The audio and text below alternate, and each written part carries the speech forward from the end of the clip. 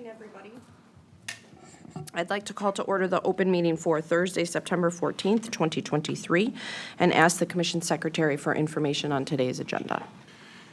Each commissioner has independently reviewed the minutes of the open meeting of Thursday, September 7th, 2023, and each has informed me there's no need to discuss the minutes. Move we approve the minutes of Thursday, September 7th, 2023. Second. All in favor? Aye. Aye. Each commissioner has independently reviewed the agenda, and each has informed me there's no need to discuss the notices associated with agenda items 2 through 4. The suggested minute associated with agenda item 5, approving Wisconsin Electric Power Company and Wisconsin Gas LLC's residential assistance program, provided that an RAP evaluation, measurement, and verification plan is submitted for commission staff approval by December 1st, 2023, and approving the utility's natural gas heat pump pilot as a customer service conservation activity for the 2024-2025 years, as well as the budget proposed for the program. The utilities are not required to submit an evaluation, measurement, and verification plan for the natural gas heat pump pilot. The suggested minute associated with agenda item 6, accepting the request of Wisconsin Electric Power Company and Wisconsin Gas LLC's proposal to extend their voluntary design assistance program through the 2025 and 2026 program years, or the suggested minute associated with agenda item 7, approving WPSC's residential assistance program for the 2024 through 2025 program years, and requiring WPSC to submit an evaluation, measurement, and verification plan for commission staff approval by December 1st, 2023. Move we approve the notices of investigation associated with agenda items 2 through 4. Second. All in favor? Aye. Aye. In docket 5EE 2024, I move we approve the application consistent with the Secretary's description. Second. All in favor? Aye. Aye. In docket 5EE 2025, I move we approve the voluntary design assistance program for 2025 and 2026. Second. All in favor? Aye. Aye. And in docket 6690EE 2024, I move we approve WPS's voluntary utility programs for 2024. Second. All in favor? Aye. Aye. Okay, that brings us to agenda item 8, which is docket 9818-CE-100. And Commissioner Hebner volunteered to lead the discussion on this Thank you. case. This is the Langdon Mills Solar, also called Ursa Solar proposal, docket 9818 CE 100. Ursa Solar is a wholly owned subsidiary of Samsung, and before us today is their application to construct a 200 megawatt AC solar photovoltaic generating facility and a 50 megawatt battery energy storage system, or BESS. The project, called Langdon Mills Solar, is proposed to be located on approximately 1,200 acres of land in Columbia County. In addition, the project will require development of an on-site substation and a 30 to 40-foot tie line in order to connect the project into the existing electric grid. 2 public hearings were held on May 16th, 2023, in person at Columbia County and virtually, and the party hearing session was held on May 19th, 2023.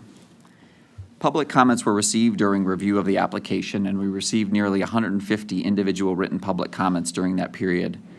Many individuals also attended the public hearing. Interveners in this proceeding included Renew Wisconsin, Clean Wisconsin, and a neighboring non-participating landowner, Lauren Ton. The specific application in front of us today is for a merchant generating plant.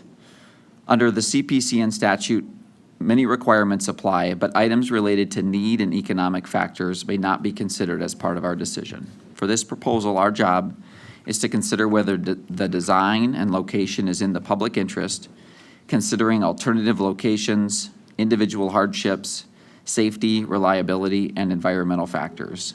In addition, we must consider whether the proposed facility will not unreasonably interfere with the orderly land use and development plans for the area involved.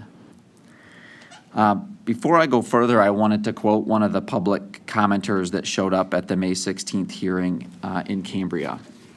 And this was Keith Medema. Apologies if I mispronounced that. It said, once we dug in more, we learned there was a lot of things happening behind closed doors that just didn't seem right. It's really, really hard to build that trust back in this situation. There's a lot of people in opposition of this project, and a big part of it is because we don't trust what might actually happen, and I think that's unfortunate. It's brought a lot of hard feelings. How a developer works with their community is not a statutory requirement for our approval, but it is disappointing when we reach this stage to see comments like this.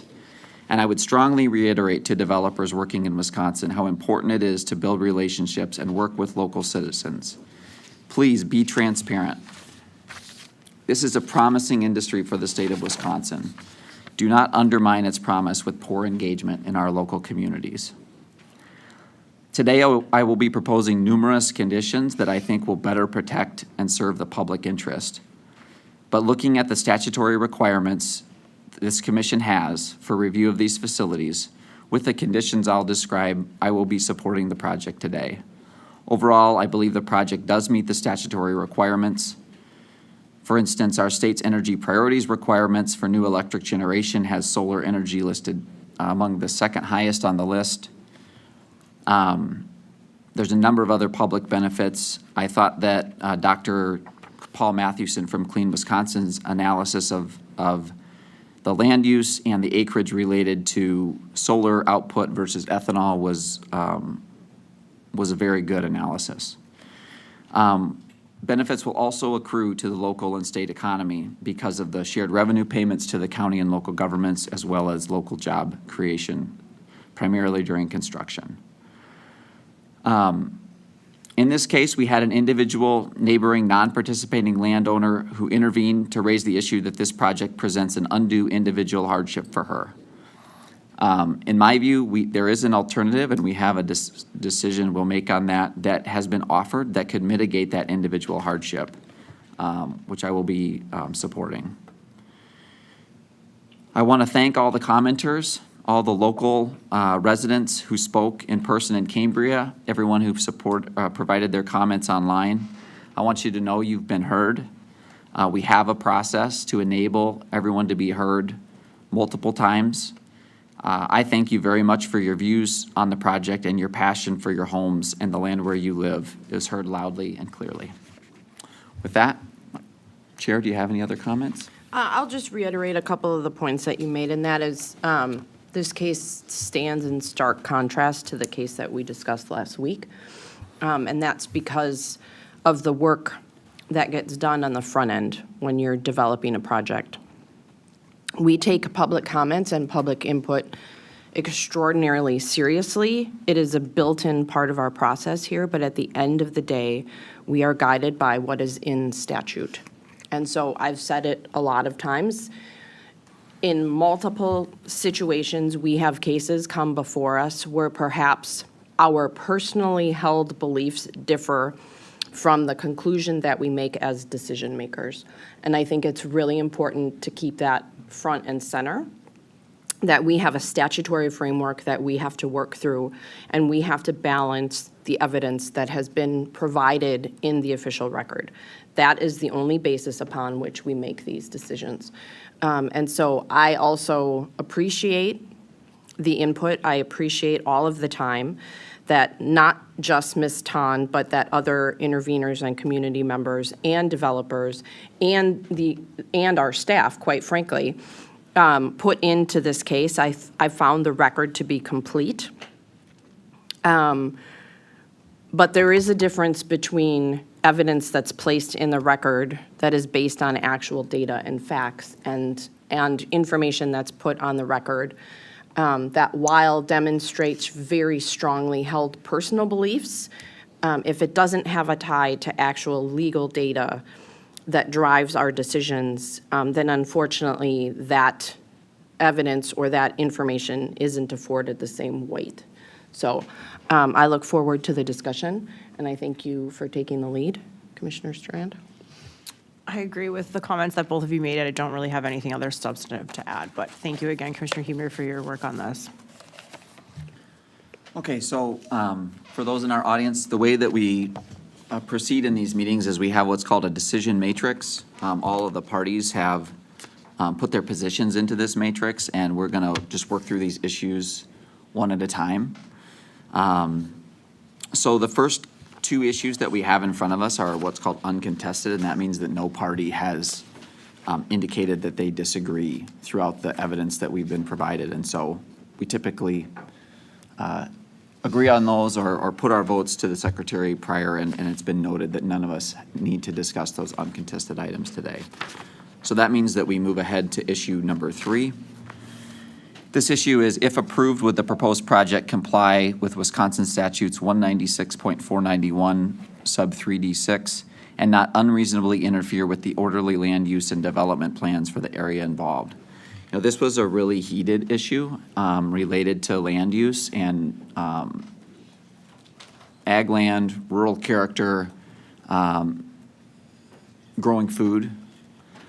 Number one, I thought, number one, you know, intervener Ton and the local residents, you know, as I said before, kind of your passion for your local place, your homes was heard loud and clear.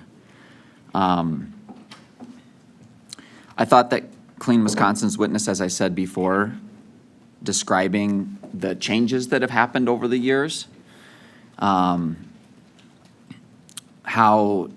a certain amount of land has been cultivated in Columbia County, and the amount of land that's being cultivated has actually increased dramatically over the years. And the primary reason for that is ethanol production. So a number of acres in the townships and in the county used to be in a farmland preservation program, some kind of program that would enable the land to rest and rotate. Most of that land has been put back into production to make ethanol. So I thought his comparison to the energy value of ethanol and solar is actually on point because of why that land is now being produced. Also, I thought really importantly was the comprehensive plans for the townships, the zoning laws. And I appreciate Ms. Ton's read and interpretation of those, and I don't take anything away from her personal interpretation. I thought Mr. Jaworski's experience with those plans was very helpful on rebuttal to put them in place.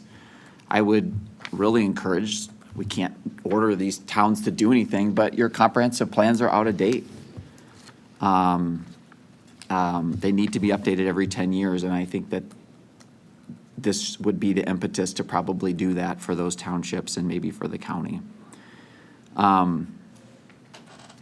At the end of the day, I'm at alternative 1. When we look at the statute that we have and the cases, this is a statute that's not about solar. This is about every generation resource.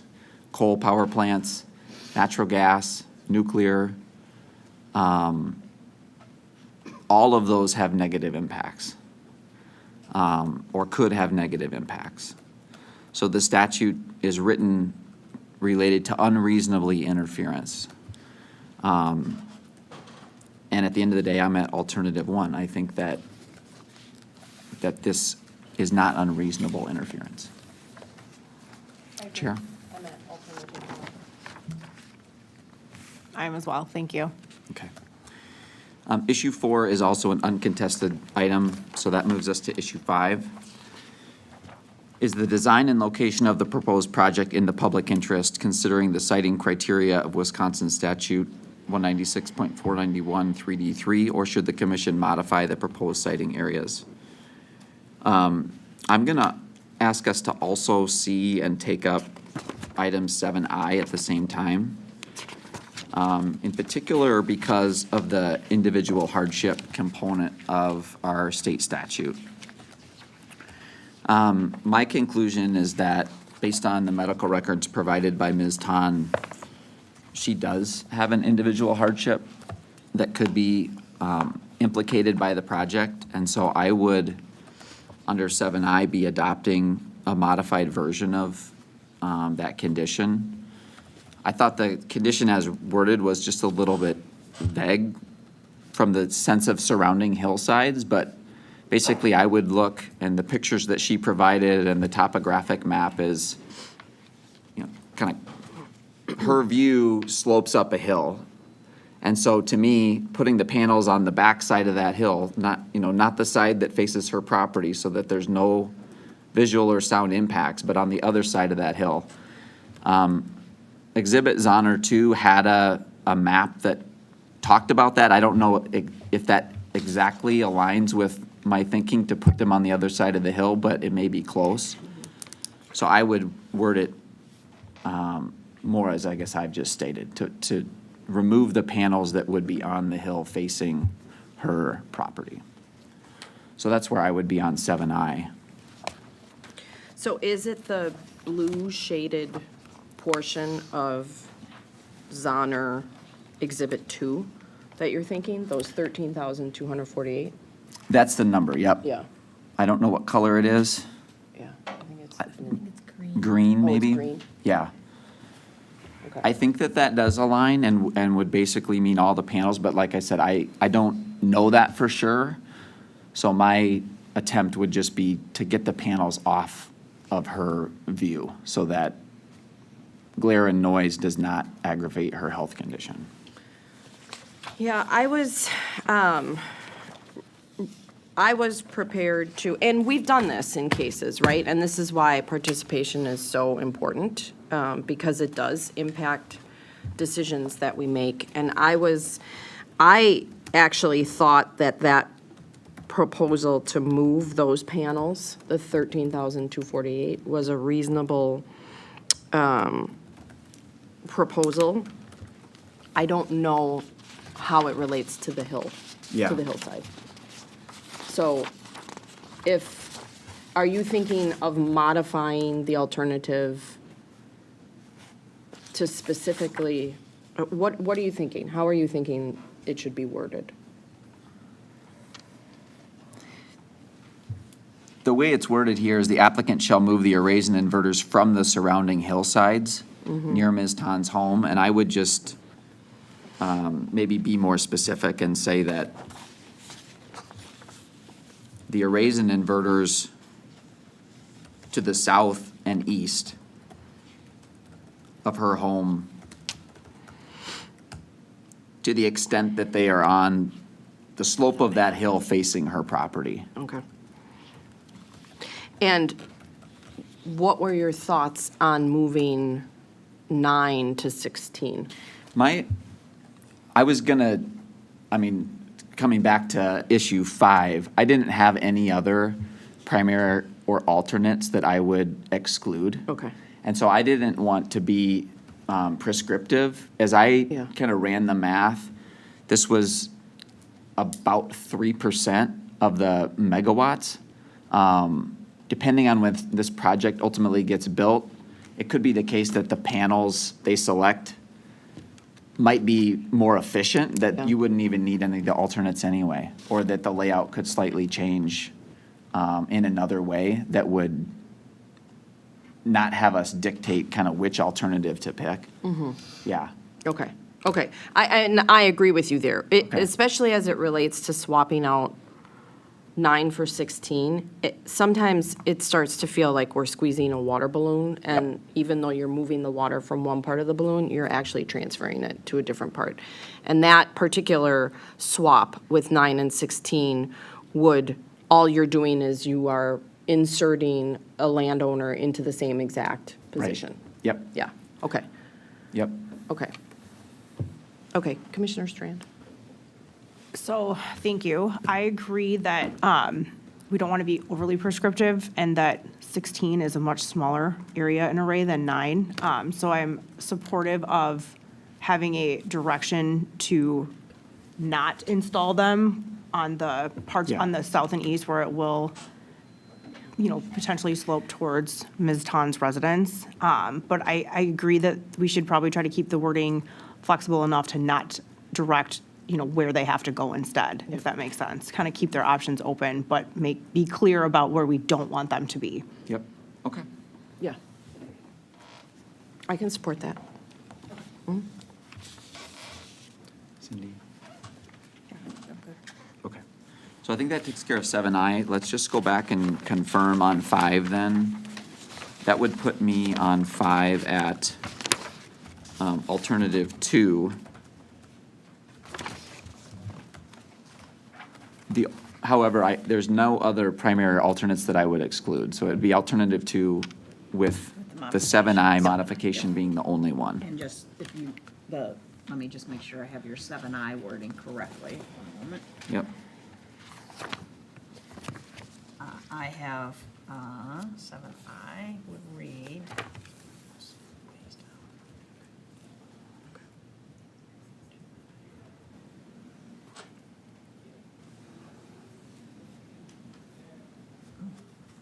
There we go, okay. The applicant shall move the arrays and inverters located on the south and east of the south and east slopes, would that work? South and east slopes on the, near the home of Ms. Tan to an alternative primary or alternate array. Yep. I think it's the south slope. Wouldn't this be the south slope? This would be the north side of that slope. So it'd be to the south of her home. On the slope. Facing the south side of her home. I think Elizabeth's more familiar with slope hill verbiage. Why don't we can put a pin in this one? Right, and maybe take a staff break That is. and work. Can maybe look at the. Yeah. The GIS and look at that, can get back to us in terms of the best way to modify that. So we'll Okay. come back to it once we get through everything. And if staff in the interim, you can look at that and assist us with some language, that would be great. Thank you, I think that's correct. And perhaps the way to say it is just the applicant shall not place arrays. So we're not directing them to necessarily move, just, we're avoiding this. Right. And when final design comes in, there's just no panels there. If they need to move it to alternative, fine. If they can Right. rearrange the primaries, Yep. that's fine too. Yep. Yep, so we're just not placing panels there? Okay. Okay, Yep. I think that's the most important direction, is it's actually a direction to not place panels in Exactly. a certain spot. correct. Right, okay. How they get there is up to them. Yep. Okay. So that moves us to 6A. 6A is what general conditions included in electric construction orders should be attached to the construction of the proposed project to meet the requirements. There are conditions A through T. I was prepared to accept all of these, but I would add to T, as we discussed last week, I would add the apprentice, and I would add the actual jobs language that has been approved in previous orders. With that, I would be at alternative 1, all of the other ones, and the modification to 6T, Agreed. 6AT. I'm in the same spot. I have as well, thank you. Okay. Issue 6B is related to stray voltage testing. As we've discussed, the language has continued to improve and become more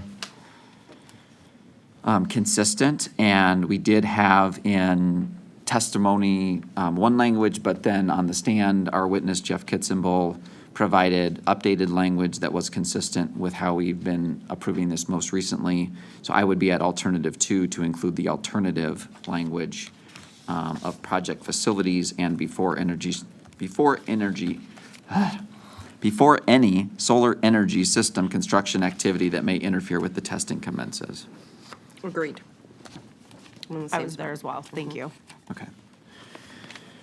Issue 7A is project-specific conditions as a condition specifically related to wetland and waterways.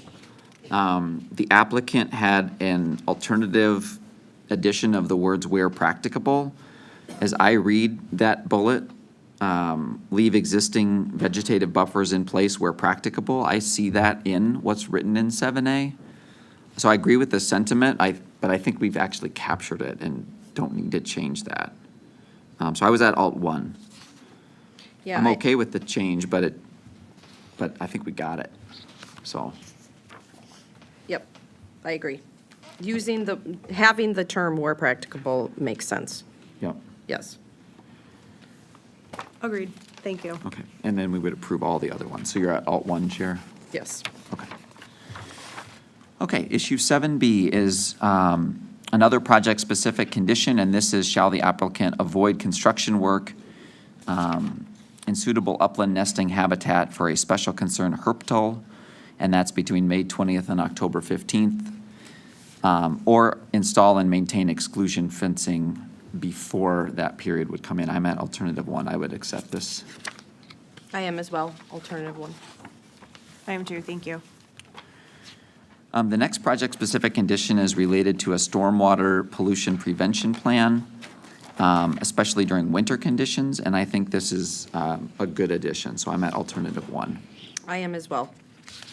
Me three. The next condition is 7D, and this is related to providing vegetation progress reports documenting the areas that have achieved 70% uniform vegetation density and providing that on a quarterly basis. That was proposed by DNR, and the quarterly basis was proposed by the applicant, but the DNR did say that that was sufficient, so I'm at alternative 1.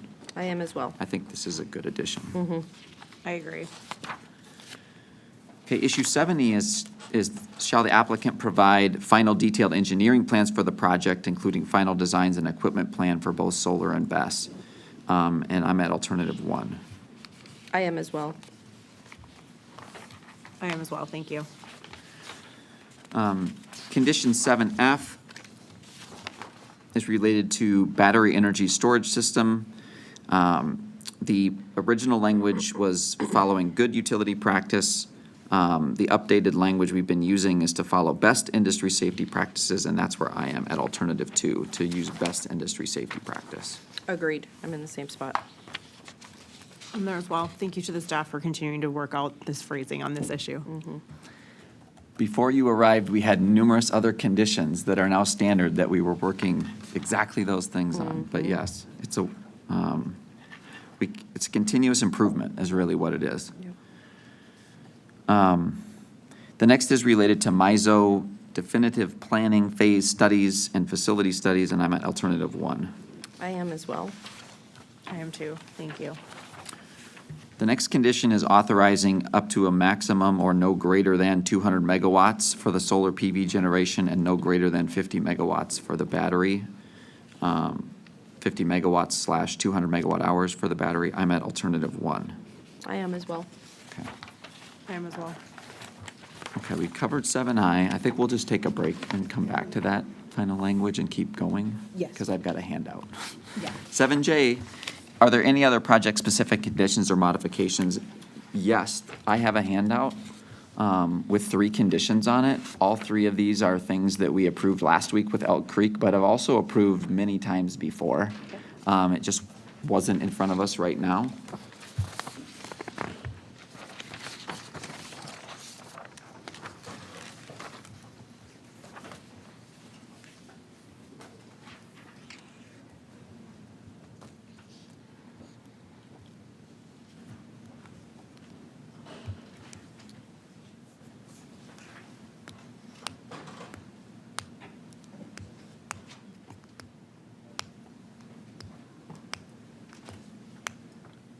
And for those viewing on YouTube, that handout can be found on the commission's website under events. At the lower right-hand corner, you'll see open meeting handout. And just for the benefit of our YouTube listeners and those in the room, I'll just summarize these. So these are 3 conditions. Number 1, we heard about these in the public comments numerous times. And so I do think that these are reasonable because we've adopted them in the past, and I think that they apply to this situation. The first is that the applicant shall work with interested non-participating landowners that are adjacent to solar panel arrays on one or more sides of their property to create visual buffers and screening in order to mitigate visual impacts to the extent reasonable and economically feasible and not otherwise impeding solar operations or access to sunlight. The second one is prior to commencement of operations, the applicant shall provide to the commission a copy of the applicant's emergency response plan that includes discussion of what follow-up steps would occur for site treatment and materials disposal after a fire, thermal runaway, or storm damage event. The information would be provided to the commission for informational purposes. And the final one is the applicant shall provide reporting on any safety incident at the best that triggers reporting under any emergency response plans resulting from the hazard mitigation analysis, and provide reporting on any alterations to the best that the applicant reasonably believes will result in a change of best practices regarding the safety of the best. Such reporting shall be done within 60 days of the safety incident or alteration. And you can take time during a break to evaluate if you Okay. want to do those too. Do you want to, are we just going to finish and then we'll take a break? Yeah. Okay. That was my Sounds thought. good. So we'll come back to 7I and 7J. Okay. Okay, issue 8 is the Wisconsin Environmental Policy Act. Has the commission complied with WEPA pursuant to Wisconsin Stats 1.11 and Wisconsin Admin Code, Chapter PSC 4? We conducted an environmental assessment. It was determined that an environmental impact statement was not needed for this activity. As I said before, these are statutes that relate to coal power plants, transmission lines, wind siting facilities, natural gas plants, nuclear plants. The commission has consistently found that in EIS, the additional level of scrutiny has not been needed for solar because it does not have air pollution, it does not have water pollution, and numerous other reasons. So I just say that to address many of the public comments that came in, suggesting that we do an EIS. So I'm at alternative 1, that the EA was sufficient and that we've complied with WEPA. I agree. Alternative 1. I agree. Issue 8B, will the proposed project have undue adverse effects on other environmental values as provided under Wisconsin statutes 196-491 sub 3D4? I'm at alternative 1, that the project will not have undue adverse impacts on other environmental values. Again, I thought the EA was very good. The testimony from Clean Wisconsin in particular about other environmental values such as runoff was also persuasive. I agree. Alternative 1. Alternative 1, thank you. And then 9 is our final one, so I think we should take a break and review 7I and 7J when we come back. Okay. Thanks.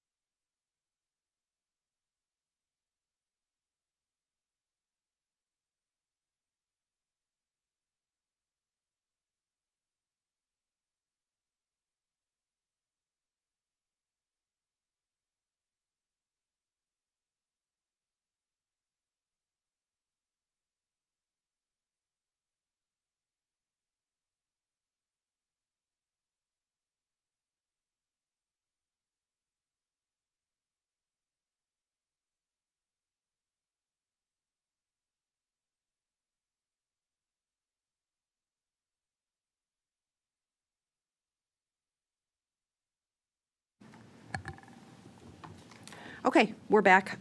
We are back on the record. We took a little break to talk about the language related to the panels surrounding Ms. Tan's home, and then also Commissioner Hebner's handout.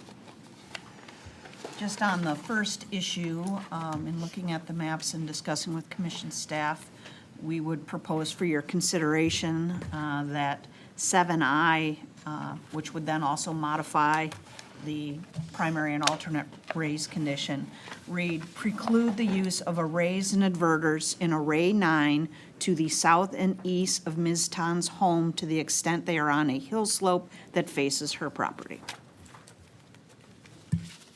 Yeah, that captures my, my thinking. I thought her medical records rose to the individual hardship level for us to consider, and I think that just avoiding that is what my intent was.